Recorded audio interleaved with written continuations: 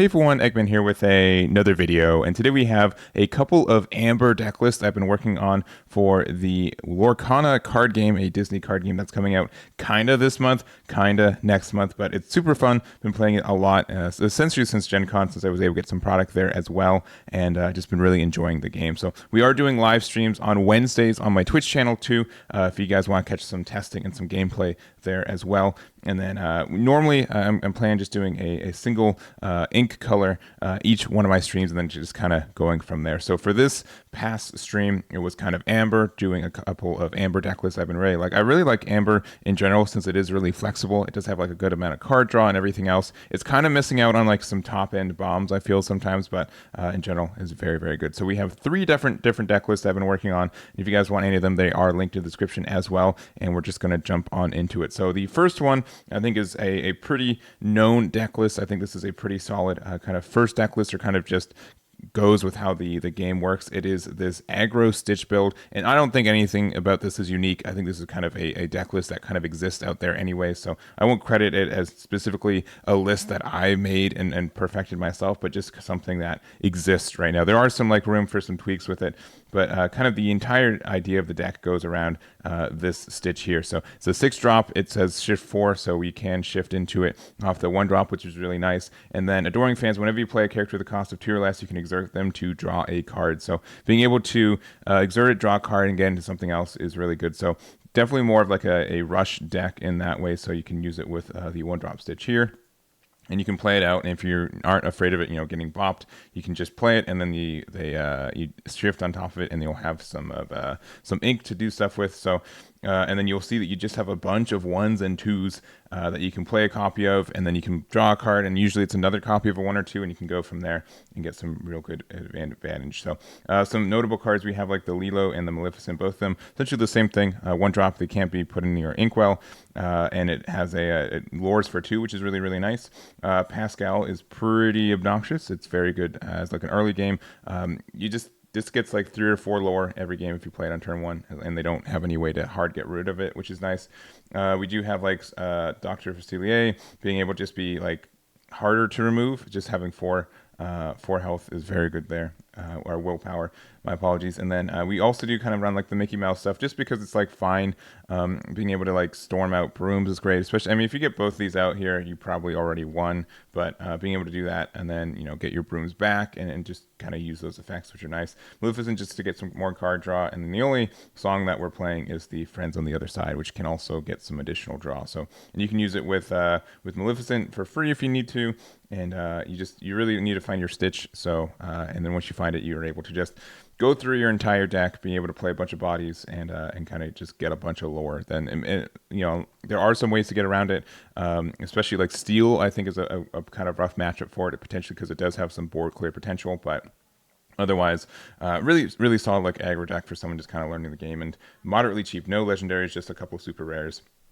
And the Mickey Mouse is a super rare that you get from the starter decks too. So pretty cheap, pretty easy, and a pretty understood deck there. So that is that one. And then next up we have a Musketeer build that I've been really enjoying. This one, the kind of idea with this is not very.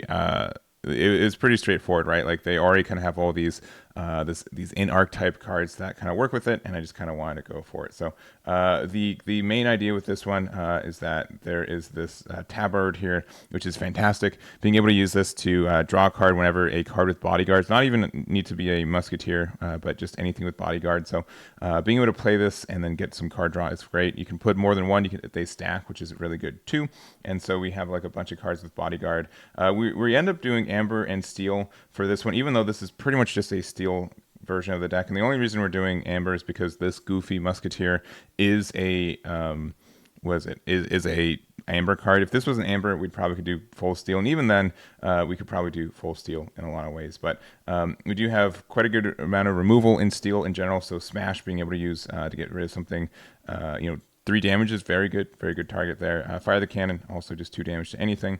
Grab your sword, also being able to use it to just get rid of like 5 or 2 damage to everything, which can obviously the deck that we just showed. If we play grab your sword, that you probably just clear the board and you have a good chance of winning. And then also Tinkerbell is just an MVP in this game right now too. One of the best cards in my mind. So you can shift up for 4 on top of a Tinkerbell, and then you can it has the rock the boat. So whenever you play it, and you can just play it whenever if you just play 6 for it, deal 1 damage to everything, and then also whenever this character banishes another character in challenge, you can deal 2 damage to something else. So there are some ways so you can have this Tinkerbell out here. It doesn't have bodyguard, unfortunately, even though you'd think it would with how kind of the setup is for it, but it's a 2/4, and then if you use shift on top of it and you already have this out, you could do some kind of like a good play where you shift, you do 1 damage to everything, you get to attack with it, 4 damage to something, so 5 damage to something usually gets rid of it, and then additional 2. So this can be like a pseudo board clear all by itself, which is really nice. And then from there, just kind of the generically good cards. Rapunzel is probably one of the best cards to be running in Amber. It has whenever you play this character, remove up to 3 damage from one of your characters to draw a card for each damage removed this way, which is very, very good. So not only does it heal, but this can draw up to 3 cards, which is solid. A little bit tricky to do, but you can do some like good trades, especially with like Tinkerbell. Do a trade with it, and then you can Rapunzel and gain 3 back, which is great. We also have just a bunch of bodyguards. So we have the Simba, which is a 2-drop bodyguard, Hercules, which is a 3-drop one, and then also Donald, Goofy, and Mickey Mouse, which are all the Musketeers right now. So I think you can run this deck without Amber, for the record. I know this is an Amber video, but I think this is like some good like versions for like Steel. Going. So if there's any like other bodyguards that aren't, let me see. We'll do it right now. Are there any that it's only like it's only in Steel and Amber anyway. So if you like Maximus, that's like another version of it anyway. So it has support, and it's a good number. I think Goofy's just better in the same slot though, but that's just another bodyguard if you need so, and just kind of from there. So I also do like the Stitch is very good too. Since we usually have we have chunkier bodies with these bodyguards out that are a little bit harder to remove, so Stitch is really easy to just get a card draw and draw 2. So if you like another copy of that, you can definitely try to squeeze one in. The deck list is kind of a little tight right now with what we're including, so there is that. And there's also the Beast, which I like it at 2. There's a lot of decks that do kind of use items right now. Not everything does, and if not, you just put it into your inkwell. But I think this is fine for what it is. It's also cost 5, which means you can use it to sing grab your sword, which is good, and just kind of everything else. Ironically, he can play grab your sword. So that's kind of the list here. I've been really enjoying this one. This has been like my favorite so far to play, and I've been having a really good time with it. So there's that one. And then lastly, we do have a sapphire and amber version of princesses, which this one I don't think is. I still think I need to do some tweaking with it and everything. It's kind of a song deck too, so the idea that you can use this deck to you just have a lot of songs in this one, and mostly because of this Ariel right here. So it has a singer 5, which is great, so it can sing pretty much every song in our deck. But also it has musical debut. So musical debut. So when you play this character, look at the top 4, reveal a song, put it in your hand. So just the fact that this draws cards is good enough for us. So we can do some stuff where we're in. For the record, so Be Our Guest, and like all these songs are solid. Part of Your World I've been liking a little bit less and less, just because there are some times where you can't find anything, and then One Jump Ahead is good too, to get that ramp, but it can be a little tricky. But I do like Be Our Guest, being able to like look for a card if we really need to find one, which is good, and also Let It Go to get some hard removal, which is solid in this game. So we are playing 4 copies of Hakuna Matata, and the effect is okay.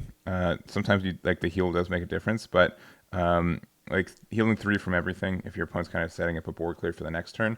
But the fact that this is just a song that exists that we can put in our inkwell is the reason we're playing it. So if we just draw it off Ariel, we can just put it in our inkwell and just be fine with it. So we're not playing this as like a 4-of because we expect to play it often. It's just a searchable song that we can use to put in our inkwell off of finding it from Ariel. So, but sometimes the healing does make sense. So Then we also have the Bell, which this can get a bunch of lore all by herself. And if we're drawing cards, we can put cards there.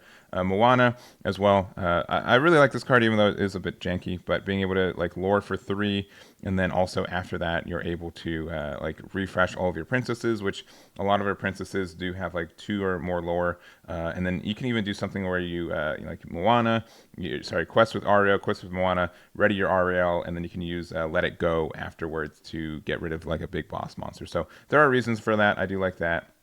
We also have like Aurora as well, because we are able to give protection to stuff. So being able to give protection to our Moanas and stuff. I mean, obviously, if you get 2 of these on the board, then your opponent just can't do anything about any of those, and that's kind of good there too. So, other than that, I think there are some combos for this. I think it's still a little bit clunky and maybe not a finalized version of it, but this is something I've been working on, and I think there are some good synergies with it there too. So, anyways, those are all of the decks that we're talking about today. I hope you guys enjoyed this video. They're just this is obviously a new card game, and a lot of people are trying a lot of different decks. So I'd say these ones are a little bit more tame for what they are, because I do know that there are some crazy combos you can already achieve in this game. But let me know what colors you guys are liking next time. I'll try to make some varieties. Probably not focus on amber for next week's stream either. We're probably going to choose a different color there too. So, and that will be it for me. So again, thank you guys so much for watching, and I hope you guys appreciate this Lorcana videos. Let me know if you want more, and I'll catch you all next time.